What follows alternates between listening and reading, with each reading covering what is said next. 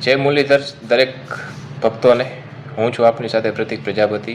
તમે જોઈ રહ્યા છો મારી યુટ્યુબ ચેનલ કૃષ્ણ વંદે જગદગુરુ। એમાં આપણે 18 દિવસના 18 અધ્યાય પોસ્ટ કરવા જઈ રહ્યા છીએ। આજનો પહેલો અધ્યાય છે અર્જુન વિષાદનો યોગ, જે આપણે દરેકને સમજાય તેવી રીતના સરળ ગુજરાતી ભાષામાં આપણે અપલોડ કરશું। તેથી દરેક ભક્તોને વિનંતી છે કે લાઇક, શેર અને સબસ્ક્રાઈબ અમારી ચેનલને કરજો। ચાલો આપણે વિડીયો શરૂ કરીએ। પહેલો અધ્યાય અર્જુન વિષાદનો યોગ। અધ્યાય પહેલો અર્જુન વિષાદનો યોગ। પૂર્વ ભૂમિકા। 12 વર્ષનો વનવાસ તેમજ 1 વર્ષનો આજ્ઞાતવાસ પૂર્ણ કરીને પાંડવો હસ્તિનાપુર આવ્યા અને પોતાનો રાજભોગ માંગ્યો। દુર્યોધને સોયની અણીની જેટલી પણ ધરતી આપવાની ના પાડી। પરિણામે મહાભારતના યુદ્ધની તૈયારી થવા માંડી।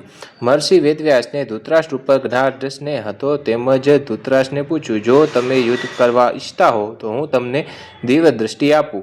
ધૃતરાષ્ટ્રે કહ્યું કે આખો વર્ષ મેં અંધાપો ભોગવ્યો, હવે દ્રષ્ટિ પ્રાપ્ત કરીને શા માટે સંહાર નિહારું? પણ યુદ્ધના સમાચાર સાંભળવા મારું મન ઉદ્રેક કરી રહ્યું છે। અને વ્યાસજીએ કહ્યું, હું આ સંજયને દિવ્ય દ્રષ્ટિ આપું છું। યુદ્ધનો સંપૂર્ણ વૃત્તાંત અને યોદ્ધાઓની વાતચીતને તે નિહાળીને તમને સંભળાવશે। તે તમને યુદ્ધની વિગતો સંભળાવશે। મહાભારતના સંગ્રામે સંજયને ધૃતરાષ્ટ્રને સંભળાયો। શ્રીમદ ભગવત શ્રી કૃષ્ણ ભગવાને યુદ્ધ સમયે અર્જુનને આપેલો ઉપદેશ એટલે કે શ્રીમદ ભગવદ્ ગીતા। અધ્યાયનો પ્રારંભ।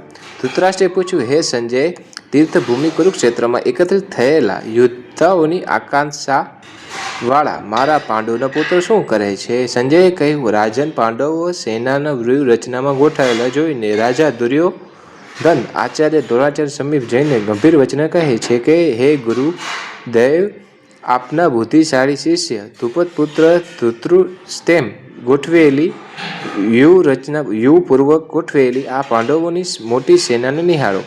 પાંડવોની સેના મહારથીઓ। પાંડવના આ સેનાઓના મોટા મોટા શૂરવીરો છે, જેમાં ઘણા મોટા મોટા ધનુષ્યો છે। વળી તેઓ યુદ્ધના ભીમ અને અર્જુન જેવા સાત્વિક રાજા વિરાટ, મહારથી દ્રુપદ, ધૃતકેશ, ચેકિતાન તથા પરાક્રમી ઘાસીરાજ પણ છે। પુરુજીત, કુંતીભોજ, મનુષ્ય શ્રેષ્ઠ શલ્ય પણ છે। પરાક્રમી ધૃષ્ટદ્યુમ્ન, ઉત્તમભોજ પણ તેમાં છે। સુભદ્રાના પુત્ર અભિમન્યુ તેમજ દ્રૌપદીના 5 પુત્રો પણ છે। આ સર્વ મહારથીઓ છે। કૌરવોની સેનાના મહારથીઓ છે, જે હે દ્રવ્ય જોત, જેઓ આપણા પક્ષે મુખ્ય છે, તેમના ઉપર નજર માંડો।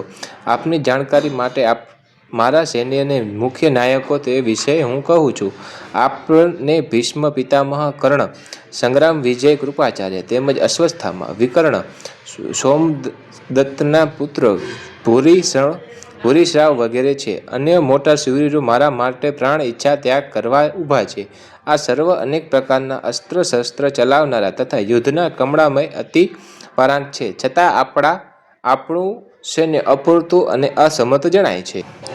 કારણ કે આપણા સૈન્યના સેનાપતિ પિતામહ ભીષ્મ છે અને તે પક્ષપાતી છે। પાંડવોનું સૈન્ય પૂરતું અને સમર્થ જણાય છે, કારણ કે તેમના સેનાપતિ સર્વ ભીમસેન છે અને નિશ્ચય સૈન્ય છે અને પક્ષપાતી છે। દુર્યોધને બાહ્ય દ્રષ્ટિ પોતાના સૈન્યના મહારથીઓને કહ્યું, આપ સર્વ સઘળા મોરચા ઉપર પોતપોતાના સ્થાને દૃઢતાપૂર્વક સ્થિર રહીને પિતામહ ભીષ્મનું ચારે બાજુથી રક્ષણ કરો। દુર્યોધનના અંતરને હર્ષ પ્રગટાવવા કૌરવોએ યુદ્ધ પ્રારંભ ભીષ્મસિંહ સમાન ગર્જના કરીને શંખનો નાદ કર્યો હતો, પ્રચંડ નાદ કર્યો હતો। ત્યારબાદ શંખ, નગારા, ઢોલ, મૃદુંગ, રણસિંગા એક સાથે વાગ્યા, જેથી ભારે ભયંકર નાદ થયો। ત્યારબાદ શ્વેત અશ્વમાં દોડી રહેલા રથ ઉપર આરૂઢ થયેલા લક્ષ્મીપતિ શ્રી કૃષ્ણ અને પાંડુ પુત્ર અર્જુનના દિવ્ય શંખો ધ્વનિ ઉઠ્યા। ભગવાન શ્રી કૃષ્ણએ પોતાના 5 જન્ય અર્જુને દેવવ્રત્ય તેમજ ભયાનક કર્મ કરનાર વિકૃંદા ભીષ્મસેન પાંડવ નામનો શંખ વગાડ્યો હતો। કુંતીભોજના રાજા યુધિષ્ઠિર, અનંત વિજય, નકુળ, સહદેવ, સુઘોષણા તેમજ મણિપુષ્પક નામનો શંખ વગાડ્યો। હે રાજન, શ્રેષ્ઠ ધનુષકાશી રાજ અને મહારથી શિખંડી ધૃતૃકેશ અને રાજા વિરાટ, અજય સાત્વિક રાજા દ્રુપદ અને દ્રૌપદીના 5 પુત્ર તેમજ આહાજુન સુભદ્રાના પુત્ર અભિમન્યુ સર્વ દિશાઓમાં ભિન્ન ભિન્ન શંખનાદ કર્યા હતા. પાંડવોનું સૈન્યના ભયંકર શંખનાદે નભ અને પૃથ્વી ગજવીને અન્યાયપૂર્વક રાજ્ય હડપી જનાર દુર્યોધનના આદિના હૃદયમાં કંપાવા કરી હતી. હે બે સેનાના વચ્ચે રથ જઈ લેવાની સૂચના. હે મહીપતિ ધૃતરાષ્ટ્ર, શસ્ત્ર પ્રારંભ થયા બાદ પૂર્વ અન્યાયપૂર્વક રાજ્યને ધારણ કરનારા રાજા તેમના મિત્રો વ્યવસ્થિત સામે ઊભા થયેલા કંતી ભોજ પાંડુપુત્રને અર્જુનને પોતાના ગાંડીવ અર્જુન ઉપાડ્યું અને અંતે શ્રી કૃષ્ણને કહ્યું કે હે અચ્યુત, યુદ્ધની આકાંક્ષા રાખનારા યોદ્ધાઓની હું બરાબર નિરખી ન લઉં ત્યાં સુધી મારા રથને બંને સેનાઓના મધ્યમાં ઊભો રાખો, જેથી મારે કોની સાથે યુદ્ધ કરવું છે તે હું જોઈ લઉં. દિવ્ય દ્રષ્ટિથી દુર્યોધનને યુદ્ધની હિતમાં કરવા ઈચ્છા ધરતા જે રાજાઓ સૈન્યનું સામેલ થયા છે તે યુદ્ધ માટે ઉતાવળા થાય છે ત્યારે હું સર્વને જોઈ લઉં. સંજયે કહ્યું, હે ભરતવર્ષી અર્જુન, નિદ્રા બીજ સંજયે કહ્યું, ભરતવર્ષીય રાજન, નિદ્રા વિજય અર્જુન નામ આમ કહેવાથી બંને સેનાના મધ્યમાં પિતામહ ભીષ્મ અને આચાર્ય દ્રોણ સમસ્ત રાજાઓની સામે અતર ભગવાન શ્રી કૃષ્ણ શ્રેષ્ઠ રથમાં પોઢાયેલા રાખે તેમ પ્રમાણે હે પાર્થ એકત્રિત થયેલા કુરુવંશીને નિહાળ. અર્જુનની ગ્રાથા સ્થિર પડ્યા ત્યારબાદ પાર્થનંદન અર્જુને બંને સેનાથી સ્થિર પડેલા પિતામહ, આચાર્ય, મામા, ભાઈઓ, પુત્રોને સસરાઓ, અન્ય સ્વજનોને પણ નિહાળ્યા. પોતપોતાના સ્થાને ઊભા થયેલા સમસ્ત માધુઓને કુંતી ભોજન અર્જુન અત્યંત કરુણતાપૂર્વક ખેદ બોલ્યા, હે શ્રી કૃષ્ણ, યુદ્ધની મેં ઈચ્છા આ કુટુંબજન્યો મારી સમક્ષ ઉભેલા થઈને મારા અંગો શિથિલ બની રહ્યા છે, મોં સુકાઈ રહ્યું છે, મારું શરીરમાં ધ્રુજારી ઉત્પન્ન થઈ રહી છે, મારા રોમે રોમ ઊભા થઈ રહ્યા છે, હાથમાંથી ગાંડી સરી રહ્યું છે, મારી ત્વચા દાઝી રહી છે, મારું મન જાણે ભ્રમિત બની રહ્યું છે, હું ઊભો રહેવા માટે અસમર્થ છું. હે કેશવ, મને મન સુકન વિપરીત જણાય છે. હું યુદ્ધને સ્વજનોને હળવા કંઈ પણ લાભ જાણતો નથી. યુદ્ધને લાભ શું? હે કૃષ્ણ, હું વિજય પણ ઈચ્છતો નથી અને પણ રાજ્ય પણ ઈચ્છતો નથી. મારે સુખ પણ નથી જોઈતું. હે ગોવિંદ, અમને રાજ્યનો શું લાભ? વરિયા ભોગેથી શું લાભ? આ જીવનેથી પણ શું લાભ? જેમના માટે અમે રાજ્ય અને ભોગ અને સુખની કામના કરી રહ્યા છીએ તે સર્વ પોતાના પ્રાણ અને ધનની ઈચ્છા ત્યાગ કરીને યુદ્ધ માટે ઊભા છે. આચાર્ય, વડીલો, પુત્રો, પિતામહ, મામા, અસુઓ, પૌત્રો, શાળાઓ તથા સર્વ અન્ય સજ્જનો મારા પર પ્રહાર કરે તોય પણ મારે તેને મારવા નથી. હે મધુસૂદન, મને આ ત્રણેય લોકનું રાજ્ય મળે ને તોય પણ હું અમને મારવા નથી ઈચ્છતો. તો આ ધરતલા માટે શા માટે? હે જનાર્દન, ધૃતરાષ્ટ્ર સંબંધીઓ મારીને અમને આનંદિત થઈશું. આ મહાપાપીઓને હણવા તો અમને પાપ લાગશે. વળી પોતાના બાંધવો આ ધૃતરાષ્ટ્ર સંબંધીઓને મારવા માટે અમે યોગ્ય નથી, કારણ કે માધવ પોતાના કુટુંબીઓને હણીને અમે કઈ રીતે સુખપૂર્વક રહીશું?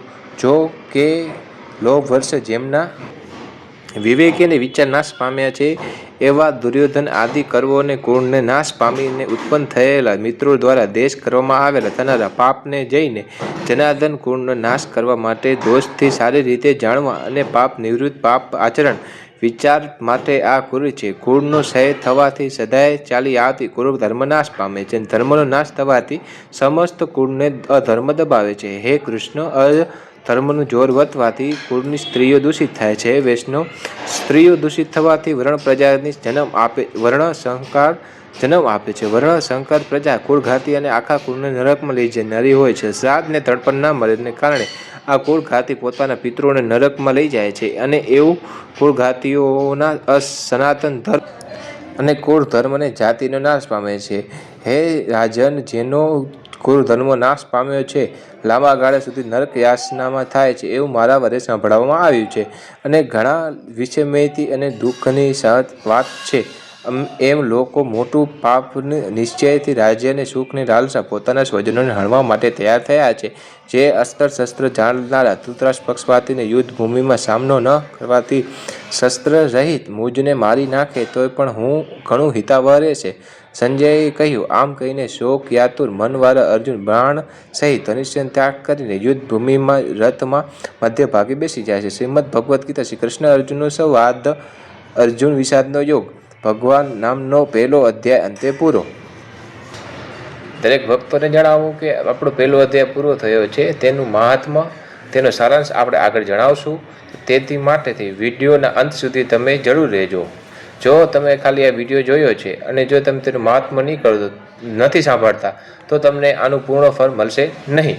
અને તે અધ્યાયમાં જણાવેલ છે. આપણે જે અધ્યાય કર્યો હતો તેનું એક પાનામાં સારાંશ છે. ચાલો તેને આપણે જાણીએ. અધ્યાયનો સારાંશ. આ સંસારમાં 3 કારણો કજિયાના મૂળ છે: ધરતી, ધન ને સ્ત્રી. કહેવત છે, જળ જમીનને જોરું, કજિયા કરે છે છોરું. ભગવાન શ્રી કૃષ્ણના કહેવા છતાંય દુર્યોધન સ્પષ્ટ રીતે કહ્યું નહીં, યુદ્ધની વિના હું સોયની અણી જેટલી પણ જમીન ભૂમિ પાંડવોને નહીં આપું. મહાભારતના યુદ્ધના પ્રારંભે કૌરવ અને પાંડવોની સેના સામસામે ઊભી. ભગવાને કંપિત ભોજને બંનેઓની વચ્ચે ઊભા રાખ્યા છે. અર્જુનને યુદ્ધના પોતાના સ્વજન સગા સંબંધી સામે લડવાનું જોઈને ઘણો શોક થયો. તેણે ભગવાનને કહ્યું કે હે કૃષ્ણ, આ બધાને હળવાથી અમને પરલોકમાં પણ દુઃખની પ્રાપ્તિ થાય છે. મધુસૂદન, મેં મોટી ભૂલ કરી કે હું યુદ્ધ ન કરું ને લોકોને મને મારી નાખે એમાં મારું હિત રહે છે. આમ કહીને અર્જુન વિષાદમાં ડૂબી જાય છે અને ગાંડીવનો ત્યાગ કરે છે અને રથમાં બેસી જાય છે. હે અર્જુન યુદ્ધ માટે તૈયાર હતા જ ભગવાન અર્જુનની માયાની વશમાં થઈ જાય છે અને ગાંડીવનો ત્યાગ કરે છે. આ અધ્યાયમાં અર્જુન વિષાદનો વર્ણન હોવા છતાં અર્જુન ભગવાનને સહમુખ હોવાને કારણે વિષાદમાં યોગ પલટાયો છે. જેથી આ અધ્યાયનું અર્જુન વિષાદનો યોગ તે તદ્દન સાર્થક બન્યું છે. પહેલા અધ્યાયનું મહાત્મય.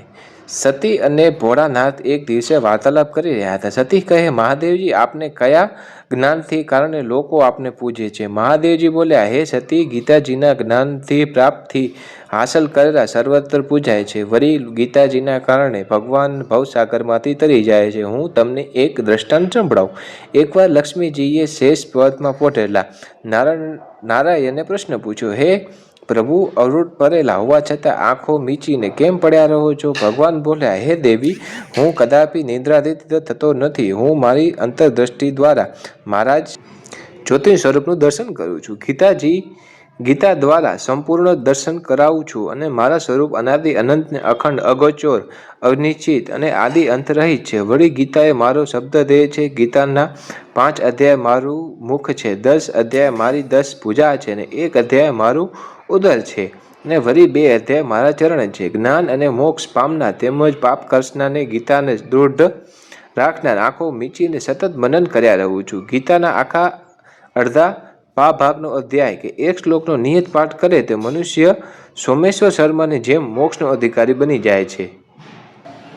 જોયું દરેક ભક્તોએ કે ભગવાન કહે ગીતાજીમાં કે દરેક વ્યક્તિ જો ગીતાજીનો 1 શ્લોકનો પણ પાઠ કરે તો સોમેશ્વર ભક્ત જેવો મોક્ષનો અધિકારી બને છે. ચાલો આપણે તેની વ્રત કથા જાણીએ. લક્ષ્મીજી બોલ્યા, હે પ્રભુ, આ સોમેશ્વર શર્મા કોણ છે? તેને કેવી રીતે મોક્ષ પામ્યો? શ્રી હરિએ કહ્યું, એક શૂદ્ર હતો. તેણે એક બકરી પાળી. બકરી રોજ જંગલમાં ચરવા જાય. એક દિવસે બકરીને સપ કરવાથી મૃત્યુ પામ્યું. બીજા દિવસે બળદરૂપી અવતરી એક અપંગ ભિખારીને આ બળદરૂપી ખરીદ્યો. તે રોજ સવારે આ બળદને બેસીને ભીખ માંગવા જતો. ભીખ મળે તે પોતાના કુટુંબનું પોષણ કરતો. તે બળદને પૂરતું ઘાસ ન નીરતો, પરંતુ પોષણ ના મળવાથી બળદ દુબળો થયો અને એક દિવસે રસ્તામાં ઢળી પડ્યો. તેના પ્રાણ નીકળ્યા નહીં. તે અત્યંત પીડાવા લાગ્યો. માર્ગમાં જતા આવતા લોકોએ દયા ખાઈને પોતાના પૂર્ણ કર્મ ફળ અર્પણ કર્યું, તોય પણ બળદનો છુટકારો થયો નહીં. નગરની ગરણિકાએ ત્યાં આવી અને સુદૃઢ ભાવે પોતાના પૂર્ણ ફળને અર્પણ કર્યું. બળદને પ્રાણ છૂટ્યા નહીં. આ બળદને એક બ્રાહ્મણે ત્યાં જન્મ્યો. તેનું નામ સોમ શર્મા રાખવામાં આવ્યું. સોમેશ્વર વિદ્યા અધ્યયન મોટો પંડિત બન્યો. પોતાના પૂર્વજન્મનું જ્ઞાન થયું અને તેને પશુ યોનિમાંથી છુટકારો આપનાર દયાળુ ગણિકાને દર્શન કરવાની ઈચ્છા થઈ. સોમેશ્વરે ગણિકાને શોધી કાઢી અને ઘણા વર્ષો પહેલા મળાતુર ભરતને પોતાના પુનઃ અર્પણ કરીને પીડા મુક્ત કર્યો હતો. બળદ હું હતો. આ જન્મે હું બ્રાહ્મણ પુત્ર છું. મને એટલું જણાવવું કે તમે મને કયું પૂર્ણ અર્પણ કર્યું હતું? ગણિકાએ કહ્યું, મારો પોપટ પાંજરામાં બેઠા બેઠા સવારે કોઈ પાઠ ભણે તે મેં તેનું એક ધ્યાને રોજ સાંભળ્યા કરું. હે સાંભળવાથી પૂર્ણ ફળ મેં તમને અર્પણ કર્યું હતું. અને બ્રાહ્મણે તુરંત પોપટને જઈને પૂછ્યું, હે શુક્ર, રોજ તમે કયો પાઠ કરો છો? પોપટે ગત જન્મમાં કર્મકાંડી બ્રાહ્મણ હતો અને મારા પિતા ગીતાજીના પહેલો અધ્યાય મને કંઠસ્થગ્રસ્ત કરાવ્યો હતો. તેની સ્મૃતિથી મને હોવાથી આજ હું દરરોજ સવારે એક પહેલા અધ્યાયનો પાઠ કરું છું. પોપટની વાત સાંભળીને સોમેશ્વર નિયત પ્રથમ અધ્યાયનો પાઠ કરવા લાગ્યો. આમ બ્રાહ્મણ પોપટને ગણી ગયા. ત્રણેય શ્રીમદ ભગવદ્ ગીતાના પહેલા અધ્યાયનો પાઠ કરી વૈકુંઠમાં ગયા. હે દેવી, ગીતાજીના અધ્યયન પઠન કરનારને પણ વૈકુંઠ મળે છે. હે સતી, નારાયણ લક્ષ્મીજી દ્રષ્ટાંત સાંભળીને પુનર્ચિંતનમાં લીન થયા. પદ્મ પુરાણ ઉત્તરાખંડ ગીતાના મહાત્માનો પહેલો અધ્યાય અંતે પૂરો. દરેક ભક્તોએ જો આ અધ્યાય આખો સાંભળ્યો છે તો હવે એનું મહાત્મા પણ સાંભળી લેજો. જો તમે નહીં સાંભળો તો તમે આ 15 મિનિટ તમારી વેસ્ટ ગઈ તેમ ગણાશે. તેથી ચાલો આપણે તેનું મહાત્મા સાંભળીએ. ગીતાનું મહાત્મા. ગીતા ભગવાન શ્રી કૃષ્ણ સ્વયં ઉચ્ચારેલી. ગીતાનું શ્રવણ કરે તેના પાપો નાશ પામે. ગીતાનો નિયત ભાવફેરમાંથી બંધનમાંથી મુક્તિ આપે. ગીતા સર્વ વેદ ઉપનિષદ દોન છે. ભગવાન શ્રી કૃષ્ણએ અમૃતનું સૌરપાન અર્જુનને કરાવ્યું. એકવાર ધરતી વિષ્ણુ ભગવાનને પૂછ્યું, હે પ્રભુ, કર્મ ભોગતા મનુષ્ય એકનિષ્ઠ ભક્તિ કઈ રીતે કરી શકે? ભગવાન બોલ્યા, હે ધરણી, જે મનુષ્ય ગીતાજીના અભ્યાસમાં જોડાઈને ગીતાનો નિયત પાઠ કરે છે મનુષ્ય લોકમાં સુખી થાય છે. જેમ કમલપત્રને પાણી સ્પર્શતું નથી તેમ ગીતાના પઠન શ્રવણ કરનારને પાપ સ્પર્શ થઈ શકતા નથી. ગીતાનો ગ્રંથ જ્યાં હશે ત્યાં નિયત પાઠ થતો હશે ત્યાં સર્વ તીર્થો આવીને વસે છે. વરીય દેવો, ઋષિઓ, નાગો, સનાતન કુમારો, ઉદ્રવ, મારા પાર્ષદો, ગોપિકા, હું તો સૌ નિવાસ કરું છું. હે પૃથ્વી, હું ગીતાના આશ્રય રહું છું. ગીતામાં રહેવાનું ધામ છે. ગીતાના 3 લોકનું હું પાલન કરું છું. દ્રઢ શ્રદ્ધા રાખીને 18 અધ્યાયનો પાઠ કરનારે મારા પદને પામી જાય છે. આખો પાઠ ના કરે અશક્ત માનવી અડધી ગીતાનો પાઠ કરે તો ગૌદાનનું ફળ, ભાગનો પાઠ કરે તો ગંગામાં સ્નાન, 3 અધ્યાયનો પાઠ કરે તો સોમયજ્ઞનું ફળ, નિયત 1 અધ્યાયનો પાઠ કરનારને કૈલાસના શિવના આશ્રિતનું પામે છે. હે પૃથ્વી, જે મનુષ્ય ગીતાના શ્લોકના 4થા ભાગનો નિયત પાઠ કરે તો મન્વંતર સુધી મનુષ્ય લોક પામે છે. 1 મન્વંતર સુધી. ગીતાના 10, 7, 3, 4 અડધો શ્લોકનો પણ પાઠ કરે તો ચંદ્રલોકને પામે છે. ગીતાનો પાઠ કરનાર કદાપી અધર્મને પામતો નથી. તે પુનઃ સનિપ જન્મી ઉત્તમ ફળને પામે છે. ગીતાનો અર્થ સાંભળનાર મહાપાપી પણ વૈકુંઠને પામે છે. ગીતાનો અર્થ પાઠ કરનાર મહાપાપી પણ વૈકુંઠને પામે છે. અને ગીતાના આશ્રય જનક આદિ પાપ રહિત મને આ લોકમાં સુશિક્ષ છે. ગીતાનો પાઠ કર્યા બાદ મહાત્મા પાઠ ના કરે તો તેના પાઠ નિષ્ફળ જાય છે. મહાત્મા સહિત પાઠ કરે તો દુર્લભ ગતિ મળે છે અને ગીતા સનાતન પાઠ કરનારને ઉત્તમ ફળને પામશે. શ્રી વાણુ પુરાણમાં વર્ણેલ ગીતાનું મહાત્મા સંપૂર્ણ. જો દરેક ભક્તોને જણાવો, જો તમને આ વિડીયો સમજમાં આવ્યો સરળ રીતે ગુજરાતીમાં તો તમે લાઇક, શેર, સબસ્ક્રાઈબ કરી શકો.